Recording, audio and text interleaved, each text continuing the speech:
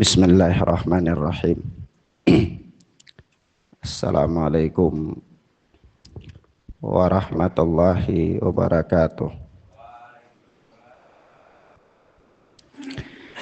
Alhamdulillahilladzi hadana lil Islam wa manna alaina bih wa akhrajana fi khairi ummatin fanas'aluhu at-taufiqa lima yuhibbu wa yarda wal hifdha mimma yakrahu wa yaskhar. Fanusalli wa nusallimu ala habibina wa sayyidina Muhammad ibn Abdillah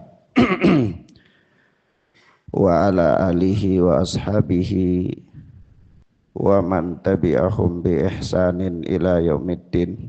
Amma ba'd. Ikhwanna fid din, a'azzani Allah wa iyyakum. Kita masuk pada al-mas'alatul ashirah, masalah yang ke-10. Paus ya. Naam. Dari kitab Al-Masail Jahiliyah atau Masailul Jahiliyah oleh Syekh Al-Mujaddid Muhammad bin Abdul Wahhab rahimana wa rahimahullah. Berkata Syekh,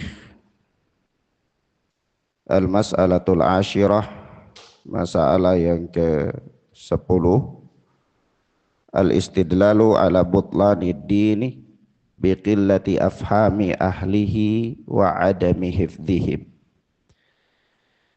Orang-orang jahiliyah itu mereka berdalil terhadap batalnya agama atau rusaknya sebuah agama biqillati afhami ahlihi wa adami hifdhihim, dengan dangkalnya pemahaman dan tidak adanya hafalan orang-orang yang berada di atasnya.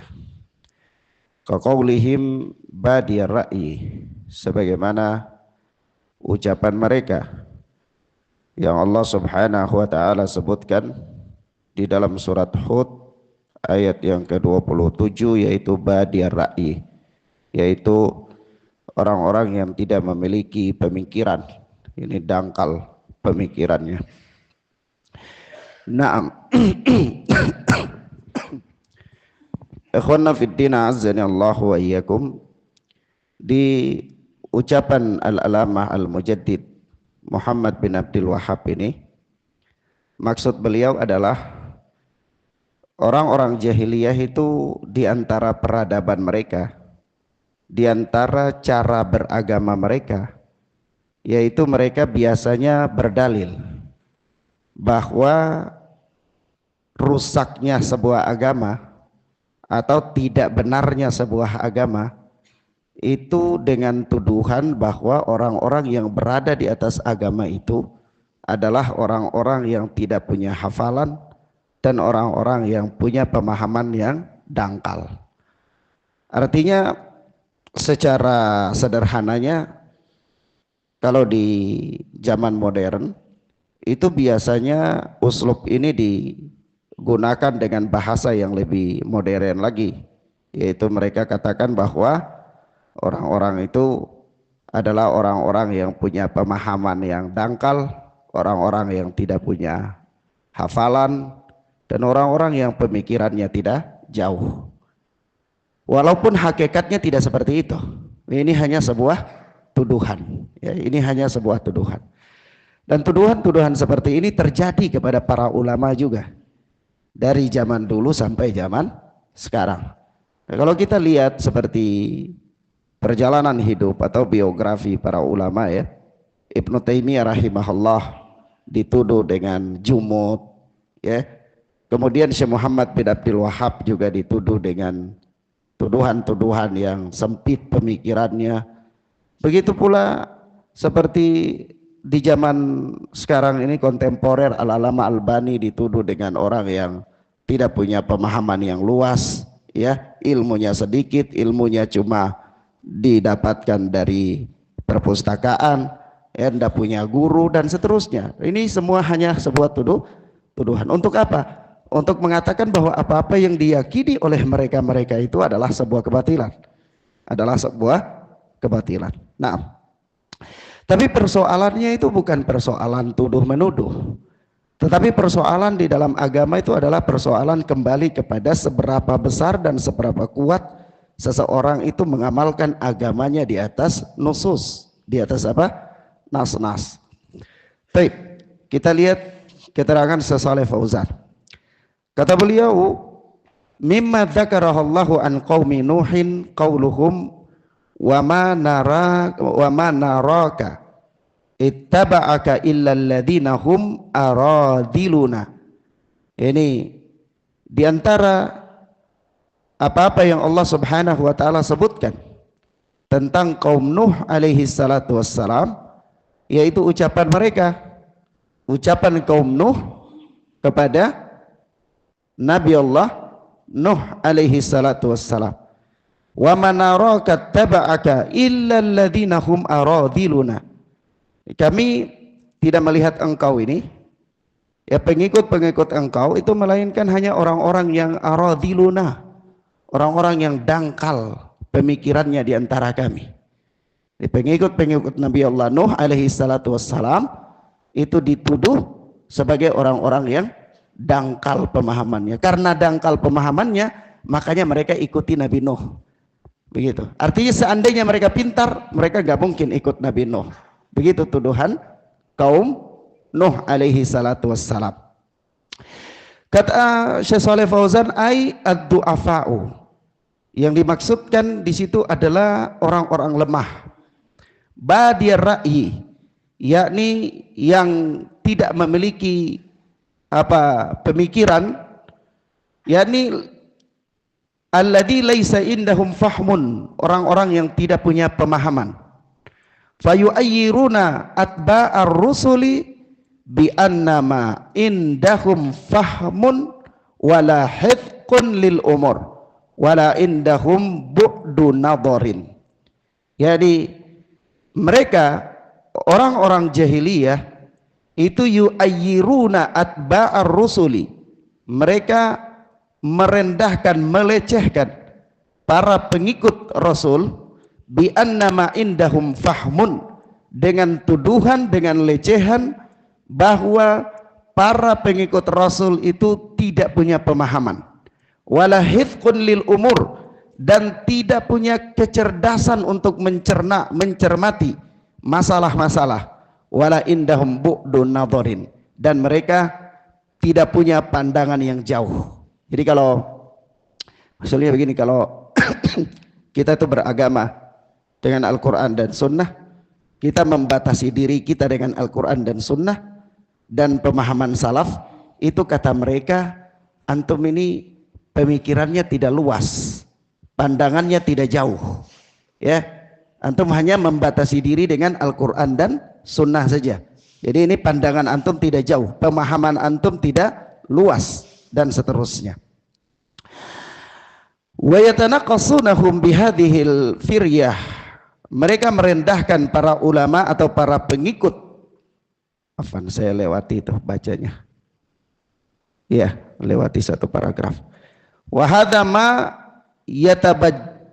yatabajjahu bihi katsirun minal fasaqah au a'da'illahil yawma yatanaddaruna minal muslimina wa min ulama'il muslimin bi annahum ma indahum fahmun wala bu'dun nadharin wa yantaqisunahum bihadhil firyah ma'a annal ulama'al muslimina hum ahlul basirah wa hum ahlul ma'rifah li'annahum yanduruna binurillahi azza wa jal wa ya'muruna bi amrillah wa yanhauna amma nahallahu anhu. Nah, jadi di sini disebutkan oleh Syekh Shalih Fauzan hafizana wa hafizahullah bahwa hadza ma yatabajjahu bihi katsirun minal fasaqah wa a'da'illahil yauma. Nah, ini cara seperti ini, yakni cara merendahkan ahlul ilmi, cara merendahkan pengikut-pengikut kebenaran, dengan mengatakan mereka itu tidak punya hafalan, mereka tidak punya pemikiran, mereka tidak punya pandangan yang jauh, mereka tidak cermat dalam meneliti masalah.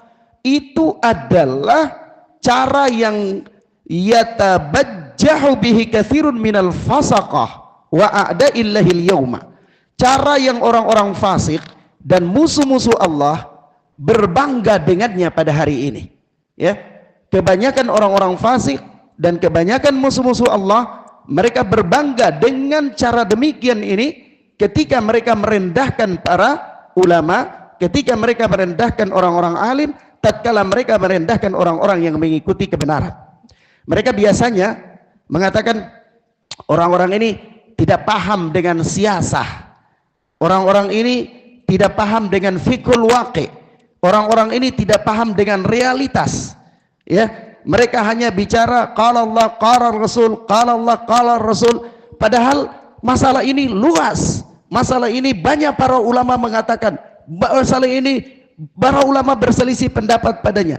Masalah ini para ulama mempunyai rukhsah padanya, dan seterusnya dari ucapan-ucapan mereka. Sehingga orang-orang yang membatasi dirinya hanya dengan Al-Quran dan Sunnah, membatasi dirinya hanya dengan perjalanan para salaf, itu dianggap pemikirannya tidak luas, tidak bisa menyatu dengan zaman. Karena Al-Quran dan Sunnah dengan cara seperti itu hanya ada pada zaman klasik, hanya ada pada zaman para sahabat. Zaman sekarang tidak boleh lagi. Kita harus memahami fikih waqi, sehingga Al-Quran dan Sunnah harus kita selaraskan dengan perkembangan zaman. Sehingga orang-orang yang tidak memaksakan Al-Quran dan Sunnah untuk mengikuti perkembangan zaman, itu dikatakan tidak jauh mainnya, pandangannya sempit, tidak memahami ikhtilaf, tidak tahu tentang kebenaran, dan seterusnya dari tuduhan-tuduhan yang orang-orang jahiliyah berada di atasnya. Nah, kemudian kata Syekh, jadi mereka biasanya berbangga, ya, mereka menuduh para ulama dengan kebanggaan-kebanggaan yang seperti ini, kebanyakan di antara mereka. Kemudian kata beliau,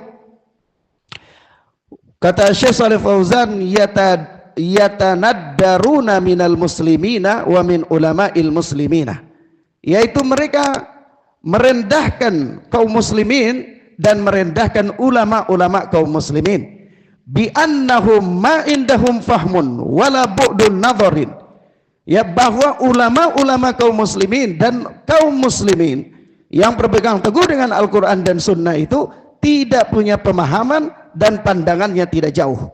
Wa yatanaqqasunahum bihadhil firyah, dan mereka merendahkan para ulama itu dengan tuduhan yang dusta ini. Firyah itu tuduhan yang diada-adakan. Ma'annal ulama al-muslimina hum ahlul basirah, padahal telah dimaklumi secara bersama bahwa para ulama kaum muslimin itu ahlul basirah, orang-orang yang berada di atas basirah, ya. Dan apa, orang-orang yang ahlul basirah wa hum ahlul ma'rifah, dan mereka itu ahlul ma'rifah. Artinya begini, maksudnya ulama itu mereka tidak seperti yang Anda bayangkan, ya. Para ulama itu orang-orang yang punya basirah, punya ilmu yang dalam, mereka itu punya ketakwaan yang sangat tinggi, punya kehati-hatian yang sangat luar biasa, sehingga kondisi mereka tidak sama dengan yang Anda bayangkan, ya. Sehingga kalau sekiranya dikatakan mereka itu pandangannya tidak jauh, ada hal yang antum tahu yang mereka belum tahu, itu keliru. Karena hakikatnya apa yang antum tahu itu mereka sudah tahu sejak antum belum lahir. Hanya saja terkadang mereka tidak menyebutkan perkara-perkara tersebut karena banyak faktor yang sebagaimana pernah ana jelaskan, ya. Tapi bukan berarti karena mereka tidak tahu, bukan karena mereka tidak tahu. Kenapa? Karena para ulama itu mereka ahlul basirah, kemudian mereka apa? Ahlul ma'rifah. Mereka orang-orang yang punya ilmu yang dalam, punya pengetahuan yang luas. Li'annahum yamduruna binurillahi azza wa jal, karena mereka melihat dengan cahaya Allah subhanahu wa ta'ala. Wa ya'muruna bi amrillah, dan mereka memerintah dengan perintah Allah Azza wa Jalla. Wa yanhauna amma nahallahu anhu, dan mereka melarang dari apa-apa yang Allah larang. Nah, wala syakka annal ulama al-amilina hum afdalun nasi ba'dar rusul, dan tidak diragukan lagi bahwa para ulama yang merealisasikan ilmu mereka dalam kehidupan mereka adalah afdalun nasi ba'dar rusul, sebaik-baik manusia setelah para rasul. Ya, kalau kita tahu bahwa ulama itu adalah sebaik-baik manusia setelah para rasul, maka bagaimana sikap kita kepada para ulama? Sikap kita kepada para ulama itu husnudzon. Harus apa? Husnudzon. Sehingga kalau seandainya seseorang yang terkenal dengan kebaikan-kebaikannya, dia terkenal dengan keilmuannya, dia terkenal dengan pembelaannya terhadap Al-Quran dan Sunnah, lalu suatu ketika antum mungkin melihat orang ini dia keliru dalam satu masalah, atau dia tergelincir dalam satu masalah, atau dia mempunyai sebuah fatwa yang antum belum tahu atau antum menganggapnya keliru, maka apa yang harus dilakukan? Husnudzon. Bahwa apa? Barangkali yang dia fatwakan itu sesuatu pengetahuan yang antum belum tahu, atau barangkali itu adalah perkara yang dia yakini setelah melalui penelitian-penelitian yang berbeda dengan yang lain yakini. Karena dia harus apa? Husnudzon. Kenapa? Karena tidak diragukan ulama itu adalah mereka sebaik-baik sebaik-baik manusia. Iya, sebaik-baik manusia. Nah, kalau boleh kita ingat-ingat lagi pelajaran kita di Syarh Sunnah Al-Barbahari, maka orang yang keluar dari kebenaran itu kan ada dua keadaan. Iya, orang yang keluar dari kebenaran itu ada dua keadaan. Keadaan yang pertama itu orang yang terkenal dengan kebaikannya, orang yang terkenal dengan konsistennya, komitmennya di atas Al-Quran dan Sunnah. Hanya mungkin dalam perkara-perkara tertentu dia keliru, dia menyelisihi Al-Quran dan Sunnah. Maka orang seperti ini kekeliruan yang nggak boleh diikuti, tapi kehormatannya tetap dijaga. Iya, karena itu namanya dia tergelincir. Tapi kalau orang yang tidak terkenal dengan kebaikannya, atau bahkan terkenal dengan penyimpangannya, lalu dia menyimpang, maka ini tidak boleh, tidak ada husnudzon kepada dia. Kenapa? Karena memang asalnya dia ini adalah orang yang menyimpang. Iya, mahfum ya. Taib. Maka dari itu sikap kita bagaimana? Sikap kita harus yang pertama. Kenapa? Karena ulama itu adalah orang-orang yang afdalun nas, manusia yang paling terbaik. Meskipun dengan kondisi mereka baru selesai Ramadan ini banyak paus.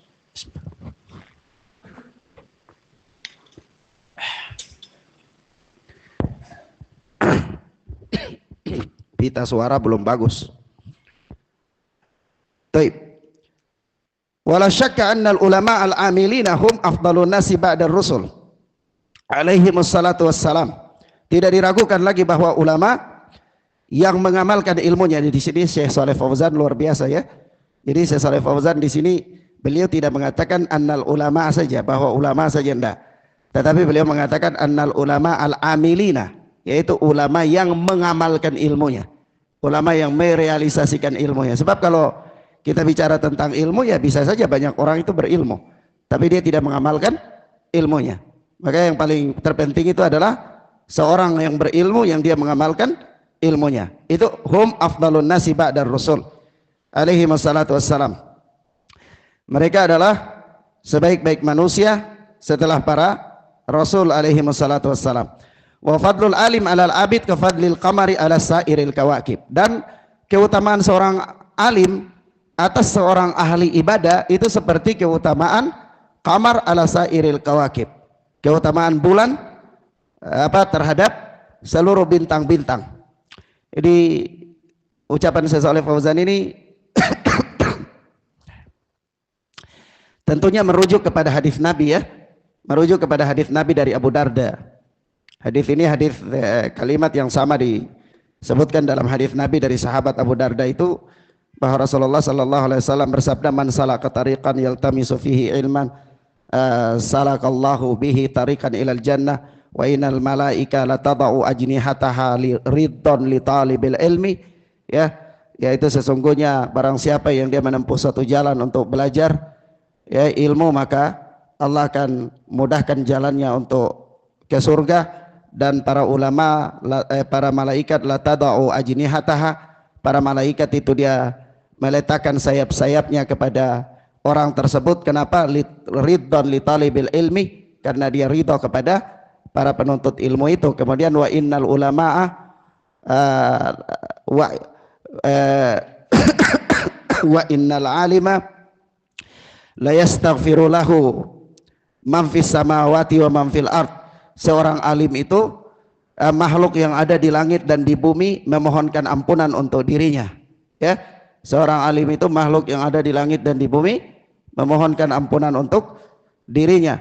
Hatta al-hitan fil ma, sampai ikan hiu di lautan. Al-hitan itu ikan yang besar ya, di lautan, di air. Wa fadlul alim 'alal 'abid ka fadlil qamari 'ala sairil kawakib. Keutamaan seorang alim atas seorang ahli ibadah itu seperti keutamaan bulan di atas bintang-bintang. Ya, disebutkan oleh sebagian para ulama, dan anak pernah dengar ya ketika masih di negeri Yaman, itu Rasulullah memberikan tamsil ini tuh kenapa? Karena kalau kita lihat bulan dan bintang itu memang dia punya cahaya ya, bulan punya cahaya, bintang punya cahaya. Tapi kalau cahaya bintang itu dia hanya untuk dirinya saja. Berapa banyak pun bintang di langit, itu kalau malam yang gelap, itu orang nggak bisa berjalan dengan cahaya bintang. Tapi bulan walaupun satu, ya kalau dia di langit maka orang bisa berjalan dengan cahaya bulan itu di malam yang gelap. Artinya keberadaan ahli ibadah itu sebanyak bagaimanapun keutamaan dia itu untuk dirinya saja, untuk dirinya. Tetapi keutamaan seorang alim walaupun dia seorang diri, tapi keberadaan dia itu bermanfaat untuk seluruh manusia. Nah, orang-orang mengambil ilmu dari dia. Ya, cahaya bulan itu orang-orang mengambil cahaya darinya, dari dirinya. Ya, orang-orang mengambil cahaya dari dirinya. Maka dari itu ketika kita hidup kita termasuk ya ikhwan, kalau ana boleh memberikan faedah bahwa termasuk di antara sebuah kekufuran terhadap nikmat Allah itu apabila hadir di tengah-tengah kita ahlul ilmi tetapi kita tidak mengambil faedah darinya. Kita tidak mengambil faedah darinya. Ini termasuk di antara kekufuran terhadap nikmat Allah Azza wa Jalla. Karena di antara nikmat Allah Azza wa Jalla itu adalah apa? Allah memberikan nikmat kepada kita ilmu, dan Allah memberi ilmu itu tidak bisa didapatkan dengan cara mimpi, tidak bisa didapatkan dengan cara bertapa, bersemedi, tapi ilmu itu cara didapatkan dengan apa? Diambil dari ahlul ilmi. Kalau ilmu itu sendiri adalah nikmat, maka keberadaan ahli ilmu itu adalah nikmat, ya, adalah apa? Nikmat. Maka dari itu Rasulullah sallallahu alaihi wasallam mengumpamakan ahlul ilmi dengan ahli ibadah itu seperti keutamaan bulan dan bintang. Bukan satu bintang aja, tapi di atas kawakib, ya, bentuk jamak. Di atas bintang-bintang yang banyak. Di atas apa? Bintang-bintang yang banyak. Nah, baik. Kemudian di sini kata Syekh Shalih Fauzan, fala yatanaqqasul ulama'a wa yattahimuhum bi kisarin nadhri wa adamil fahmi illa man huwa syabihun bi ahlil jahiliyah wa bi qaumi nuhil ladzi yasifuna atba'ar rusuli bi hadzal wasfi liyunaffirun nasa anhum wa hadha yati ala alsinati ba'din nasil yawma yaquluna haula'il ulama'u haidin wa nifasin wa ulama'u ahkamil istijmar wa ulama'u juz'iyat wa la ya'rifuna fiqhal waqi' wa fiqhul waqi' indahum umurus siyasati wa thawrati alal wulati. Nah, jadi kata Syekh Shalih Fauzan begini, ini perhatikan ucapan beliau ini ya, yaitu fala yatanaqqasul ulama, maka tidaklah ada yang merendahkan ulama, wa yattahimuhum bi qisarin nadhari wa adamil fahmi, dan menuduh mereka dengan tuduhan sempit pandangannya dan tidak memiliki pemahaman, illa man huwa syabihun bi ahlil jahiliyah, kecuali orang yang serupa atau orang yang mirip dengan ahlul jahiliyah, orang-orang jahiliyah. Paham maksudnya enggak? Paham kalimatnya? Maksudnya tidaklah menempuh jalan ini, tidaklah kebiasaan merendahkan ulama dengan tuduhan mengatakan ulama itu pemahamannya sempit, ulama itu pandangannya tidak luas, melainkan cara itu adalah cara orang jahiliyah, cara orang jahiliyah.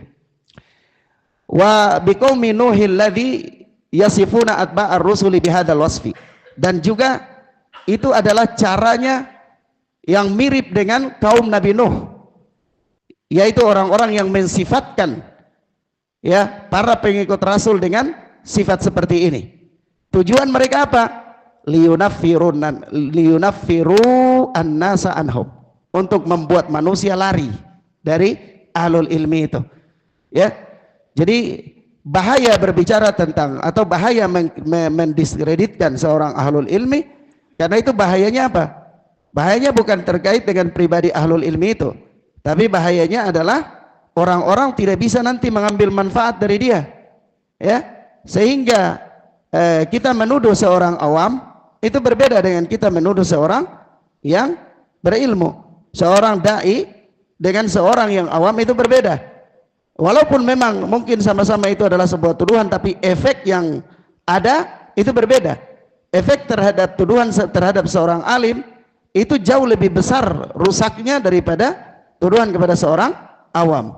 Karena kalau orang awam itu untuk dirinya pribadi, tapi kalau untuk seorang alim itu nanti terjadi kerusakan kepada umat. Artinya ketika umat itu jauh dari dia, maka mereka tidak dapat ambil manfaat.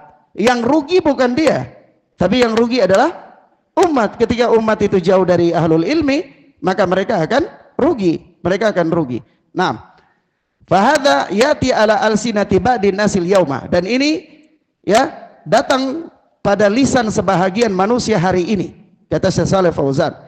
Yaquluna haula'il ulama uhaidin wa nifasin. Mereka berkata ulama-ulama ini adalah ulama-ulama haid dan nifas saja. Wa ulama'u ahkamil istijmar, dan ulama tentang hukum-hukum istijmar, istinja dengan selain air ya, istijmar. Wa ulama'u juz'iyat, dan ulama-ulama parsial, juz'iyat, bagian-bagian aja, parsial aja. Ya, dia cuma tahu satu pokok masalah lain dia nggak tahu. Padahal kata Ibnu Qayyim al-Jauziyah dalam Ilamul Muwaqqi'in, seorang itu alim, dia tidak dikatakan alim sampai ada pada dirinya dua hal. Ya, hal yang pertama dia mengetahui nusus bil kulliyah, dan yang kedua dia harus mengetahui waqi'. Jadi bukan hanya dia ketahui perkara secara parsial. Kalau perkara secara parsial dia bukan alim. Dia bukan alim. Mahfum ya ikhwan? Maka ketika ulama itu dikatakan dia adalah seorang ulama, itu berarti jangan antum beranggapan bahwa ulama ini dia cuma tahu masalah haid saja. Masalah perang dia nggak tahu. Atau ulama ini dia cuma tahu masalah nifas saja. Tapi masalah siasah dia nggak tahu. Nggak boleh seperti itu. Karena yang namanya ulama itu dia mengetahui persoalan secara menyeluruh, bukan hanya juz'iyat, bukan hanya bagian-bagian. Mahfum ya? Paham ya ikhwan? Baik. Kemudian apa? La ya'rifuna fiqhal waqi'. Ya, ulama-ulama ini mereka tidak tahu fikil waqi'. Wa fikul waqi' indahum umurus siyasah wa thawrah 'alal wulah. Ya. Dan fikil waqi' menurut mereka itu adalah perkara-perkara politik dan revolusi terhadap pemerintahan, terhadap penguasa, al-wulah. Baik. Jadi di sini maksudnya begini. Mungkin antum kalau membaca buku-buku politik, antum membaca buku-buku Safar Hawali, antum membaca buku-buku orang-orang pergerakan, akan nampak sekali ya tuduhan-tuduhan yang seperti ini terhadap para ulama ahlul hadis. Ya, mereka mendiskreditkan, Syekh Albani itu cuman tahu masalah nama-nama orang aja, rijal-rijal hadis. Syekh Ibnu Bas itu cuman tahu masalah nifas, masalah haid. Ya, Syekh Ibnu Utsaimin masalah nifas, masalah haid. Jadi kalau masalah-masalah haid tanya ke mereka, ya. Tapi kalau masalah perang jangan tanya kepada mereka. Tanya kepada Abdullah Azzam, ya. Tanya kepada tokoh-tokoh ikhwani, kepada Said Kutub, tanya kepada Said Sabiq, ya, dan seterusnya. Abdurrahman, Abdul Khaliq, Safar Hawali, dan seterusnya dari tokoh-tokoh sururiyah, tokoh-tokoh takfiri, tokoh-tokoh harakiyah. Nah, tanya kepada Hasan Albana dan lain-lain. Jangan tanya kepada Syekh Albani karena beliau nggak tahu. Dia cuma tahu masalah haid aja, masalah rijal hadis saja. Jangan tanya kepada Syekh Ibnu Baz karena dia cuma tahu masalah nifas saja. Jadi seolah-olah ulama itu hanya tahu masalah secara parsial saja, tidak tahu masalah secara menyeluruh. Dan tuduhan-tuduhan ini memang ada pada mereka. Sampai pada zaman belakangan ya, pada zaman belakangan itu sebagian orang dia membagi ulama seperti di dalam bukunya Imam Samudra, ya itu Aku Melawan Teroris. Itu dia membagi ulama menjadi ulama itu ada namanya ulama mirwahah dan ulama ulama mirwah atau ulama mirwah, ulama kipas angin, ya, ulama waraki, ulama kertas, artinya cuma tahu menulis karya ilmiah, duduk di bawah kipas angin ngajar gitu aja. Dengan ulama apa? Ahlu thugur, ulama yang menghabiskan umurnya di perbatasan di wilayah-wilayah perang. Jadi kalau tentang hal-hal perang jangan tanya kepada ulama mirwahah, kepada ulama waraki, jangan tanya kepada ulama ahlu thugur, begitu ya.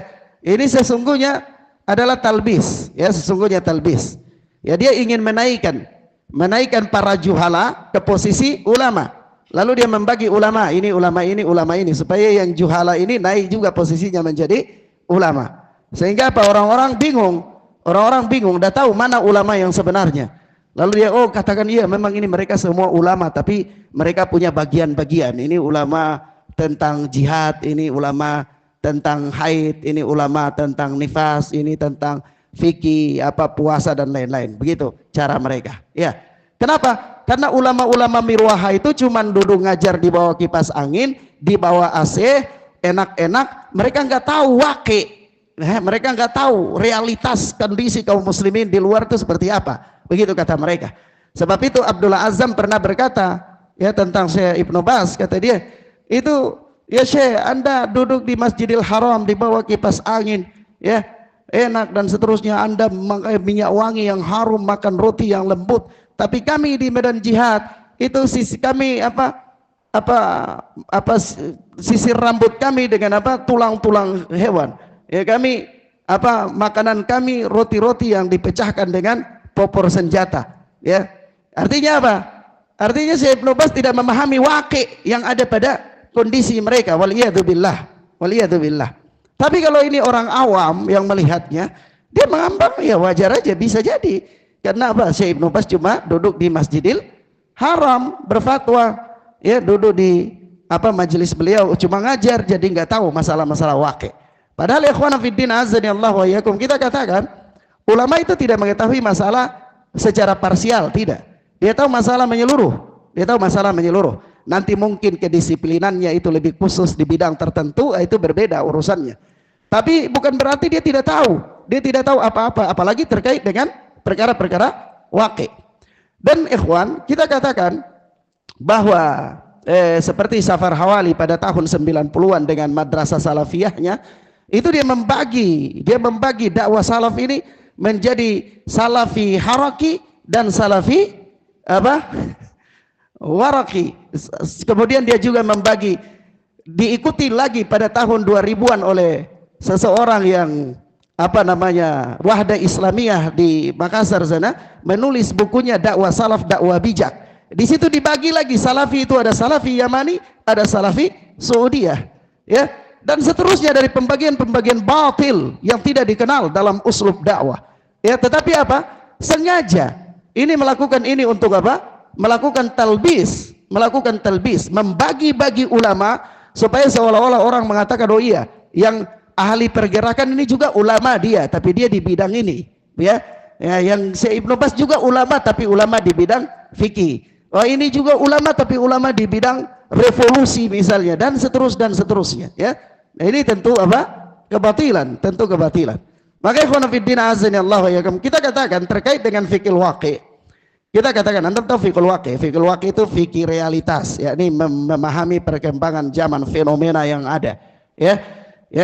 Misalnya zaman sekarang ini, ya, perkembangan politiknya sudah sangat, ya, sehingga kita perlu selesai nyoblos harus foto dengan kasih tanda ada nyoblos misalnya, atau itu karena realita. atau misalnya kita harus mengkampanyekan supaya apa? Nyoblos karena ini adalah realita. Ya, sedangkan ulama-ulama yang tidak, itu mereka tidak paham tentang realitas. Ya, ini keliru. Kita katakan kepada mereka bahwa yang namanya fikul waqi itu la yuj'alul waqi hakiman 'alan nas. Ya, realitas itu tidak boleh dijadikan sebagai hakim terhadap nas, tidak boleh. Artinya realita tidak boleh mengalahkan nas dalam membuat keputusan hukum. Mafhum ya? Realitas tidak boleh diunggulkan atas nas, tidak boleh. Ini yang pertama. Yang kedua, fahmul waqi khadimun linnas wala hakimun alaihi.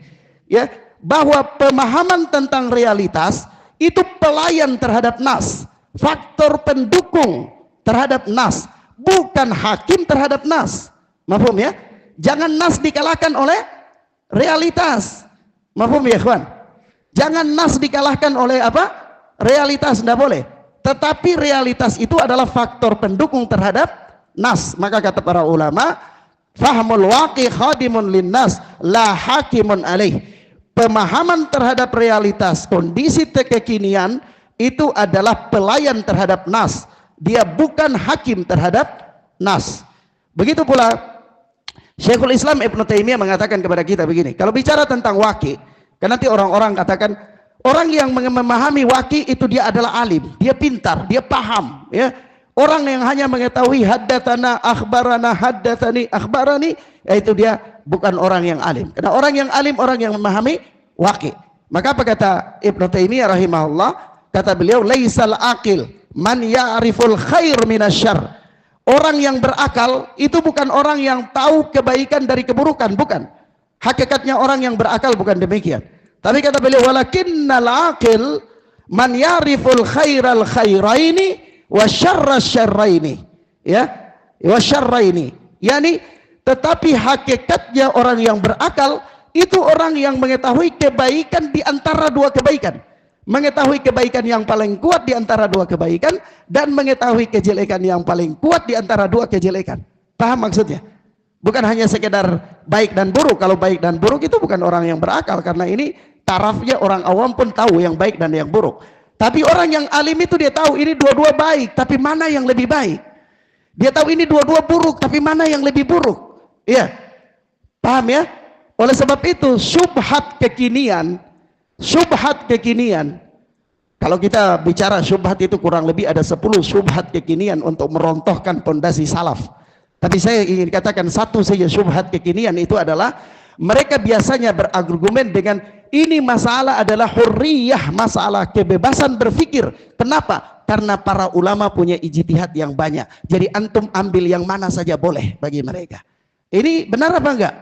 Ini enggak benar. Ini enggak benar. Kenapa enggak benar? Karena famadha ba'dal haqqi illa dhalal. Tidak ada setelah kebenaran pasti kesesatan. Kebenaran itu tidak berjumlah. Kebenaran itu tidak ada dua, kebenaran tidak ada tiga. Kebenaran hanya ada satu. Maka dari itu setiap orang di antara seluruh perbedaan pendapat ulama, dia wajib mencari mana yang paling benar. Itulah orang berakal. Karena orang berakal bukan hanya sekedar tahu benar salah atau buruk dan benar, tapi orang yang berakal dia harus tahu mana yang paling baik di antara dua kebaikan dan mana yang paling buruk di antara dua keburukan. Itulah orang yang berakal. Jadi bukan hanya sekedar oh ini boleh, oh ini ada fatwa, oh ini ada ijtihad ulama, bukan. Ya, tetapi persoalannya adalah yang berakal, kata Ibnu Taimiyah, adalah yang paling tahu tentang mana yang paling baik di antara dua kebaikan. Ini baik, tapi mana yang paling baik? Ini buruk, tapi mana yang paling buruk? Begitu. Mahfum ya, ikhwan? Nah, itulah hakikatnya hakikatnya realitas. Karena realitas itu bukan asiyasah wa thaurah, bukan perpolitikan dan bukan revolusi, bukan itu yang dimaksud. Ya. Nah, baik. Mahfum ya, ikhwan? Jadi kita katakan di sini ada satu pelajaran penting ya, pelajaran cabang, itu uslub, berkaitan dengan uslub. Uslubnya begini, barang siapa yang berjalan dengan cara ya mendiskreditkan para ulama dengan mengatakan mereka sedikit pemahaman, pandangannya tidak jauh, ya hafalannya tidak ada, itu syabihun bi ahlil jahiliyah. Dia menyerupai orang-orang jahiliyah. Persoalan di sini yang harus kita garis bawahi adalah persoalan uslub.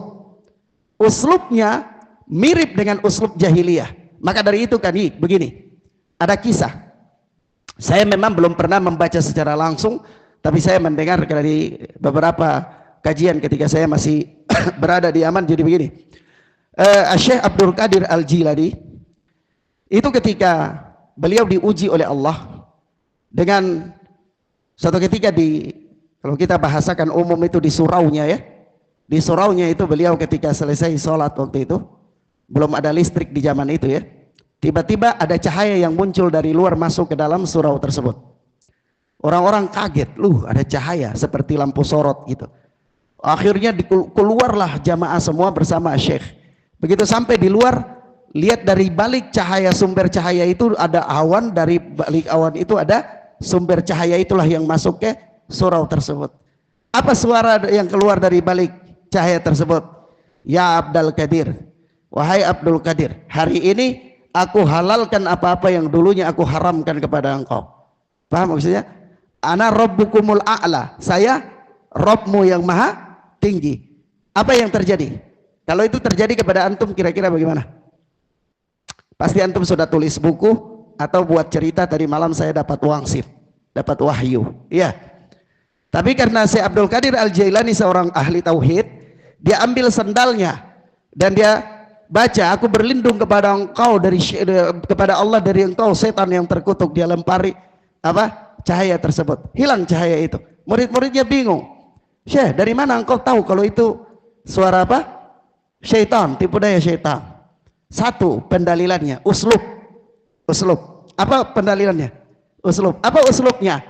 Kalimat itu sama dengan kalimat Fir'aun. Tidak mungkin Allah berfirman dengan kalimat yang sama, yaitu apa? Ana rabbukumul a'la. Ya, Fir'aun mengatakan apa? Ana rabbukumul a'la, saya adalah Tuhanmu yang maha tinggi. Jadi kalimatnya sama dengan kalimat Fir'aun. Ini syaitan. Jadi dalilnya apa? Uslub, cara bicaranya, cara dakwanya, jadi uslub itu menjadi apa, ikhwan? Uslub itu menjadi bahan pertimbangan dalam manhaj. Uslub menjadi bahan pertimbangan dalam manhaj. Oleh sebab itu para ulama salaf sangat mewanti-wanti dari memunculkan istilah-istilah baru yang tidak dikenal di zaman salaf. Ya, istilah-istilah baru yang tidak dikenal di zaman salaf. Meskipun sekarang kita mengatakan itu hanya sebuah istilah, tapi para ulama menentangnya. Kenapa? Karena uslubnya nanti bahaya. Jadi bisa keluar dari uslubnya salaf, bisa jatuh kepada uslubnya yang lain. Mafhum ya? Paham ya, ikhwan? Baik. Di dalam bab ini anak nasihatkan kepada antum, ada buku kecil satu, itu buku kecil itu Mujmal Usul ya. Judulnya ya, di situ dibahas tentang bagaimana kewajiban berpegang dengan istilah-istilah yang ada di kalangan salaf ya. Karena ini berkaitan dengan uslub ya para salafun as-salih. Baik. Ikhwana fiddin azani Allah wa yakum, kita cukupkan sampai di sini ya. Mudah-mudahan bermanfaat bagi kita insyaallah. Kita lanjutkan pada pertemuan berikutnya biidznillah. Wassallallahu ala nabiyina Muhammad wa ala alihi wa sahbihi wasallam. Subhanaka Allahumma bihamdika asyhadu an la ilaha illa anta astaghfiruka wa atubu ilaik. Wassalamualaikum warahmatullahi wabarakatuh.